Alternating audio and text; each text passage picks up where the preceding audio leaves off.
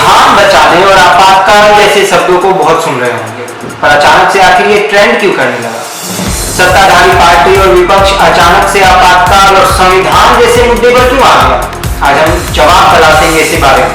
नमस्कार, मेरा नाम है अमरदीप और आप देख रहे हैं एनएल न्यूज। आम चुनाव के बाद भारत में 18वीं लोकसभा गठित हो गई है, जिसमें नरेंद्र मोदी लगातार तीसरी बार प्रधानमंत्री बने।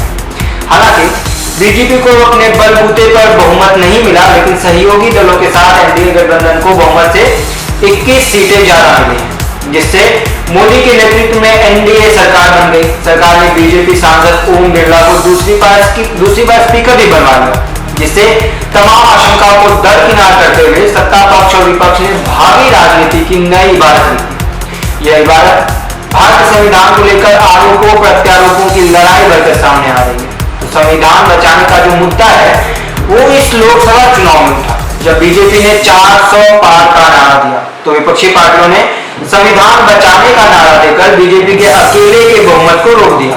लोकसभा चुनाव में विपक्षी इंडिया गठबंधन और खास करके कांग्रेस ने बीजेपी के 400 पार के नारे को संविधान बदलने के खतरे से जोड़कर संविधान की हिफाजत को जबरदस्त चुनावी मुद्दा बनाया। चुनाव में बीजेपी को 63 सीटें गंवानी पड़ी और प्रधानमंत्री नरेंद्र मोदी समेत पूरा बीजेपी राहुल गांधी और कांग्रेस के हमले का कारगर जवाब नहीं दे सके। इसके बाद ऐसा है कि विपक्ष यही नहीं रुका। नई लोकसभा में सांसदों के शपथ ग्रहण के दौरान कांग्रेस समेत इंडिया गठबंधन के ज्यादातर सांसदों ने संविधान की एक छोटी प्रति हाथ में लेकर जय संविधान का नारा लगाकर यह साफ कर दिया कि संविधान का मुद्दा सिर्फ चुनावों तक नहीं था, यह आगे भी रहेगा। विपक्ष के इन तेवरों ने बीजेपी की परेशानी बढ़ा दी। अब इसके बाद विपक्ष के मुद्दे के काट के लिए बीजेपी ने अपार की आदत ताजा कर दी। विपक्ष के संविधान मुद्दे की काट के लिए बीजेपी ने आपातकाल के उन दिनों की आदत ताजा कर दी जब 19 महीनों के लिए तत्कालीन कांग्रेस सरकार ने देश में लोकतंत्र पर ताला लगा दिया था और राजनीतिक बंदियों से देश की जेलें भर दी गई थी। आपातकाल का मुद्दा इस सत्र में तब उठा जब स्पीकर ओम बिरला ने सदन में आपातकाल की निंदा की। अगले दिन राष्ट्रपति के अभिभाषण में भी आपातकाल की याद दिलाते हुए उसकी निंदा की गई। राष्ट्रपति का अभिभाषण भी सरकार का ही होता है।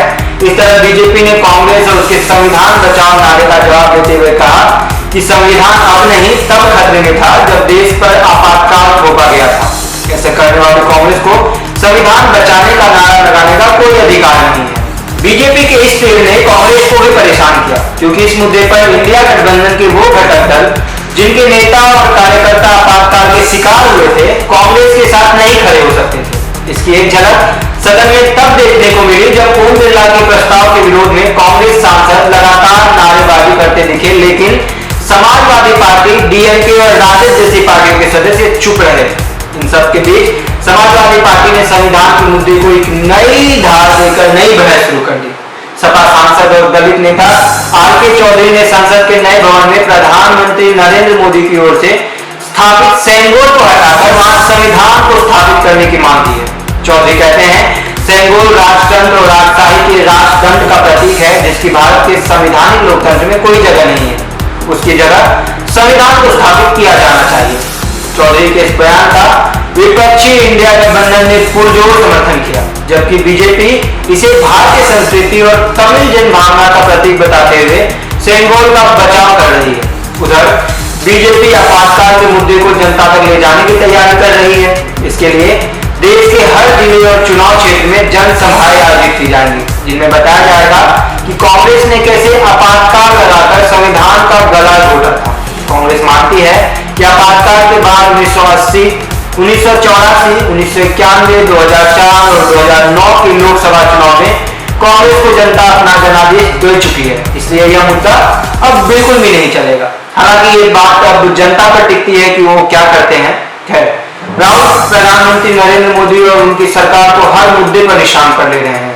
लोकसभा चुनाव में जिस तरह राहुल गांधी ने इंडिया गठबंधन के दूसरे नेताओं को अपने साझेदारी समझदारी बनाई है, उससे भी उन्हें स्वीकार बनाया गया है। अब वह लोकसभा में विपक्ष के नेता के रूप में प्रधानमंत्री मोदी के सामने होंगे, वह कई समितियों में भी शामिल होंगे।